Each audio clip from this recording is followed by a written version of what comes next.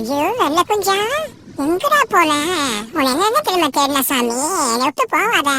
என்ன அழுக்கு பையன் வந்துருக்க, குழி நல்லா குழி. நல்லா ஒரு சோப்பு தேய்ச்சி விடுறேன், சரியா? ஜிலி ஜிலின்னு இருக்கா, நான் அழகா படுத்துக்கிறேன். சரி சளி பிடிச்சிக்கோ, அதனால ஈட்டப்ப நான் தொடச்சி விடுறேன், சரியா? உன்னை சீவி விட்டு இன்னும் ரொம்ப அழகா ஆயிடுவேன் நீ. வெள்ள குஞ்சன் இது வச்சனே ராஜா அம்மா இருப்பப்பா.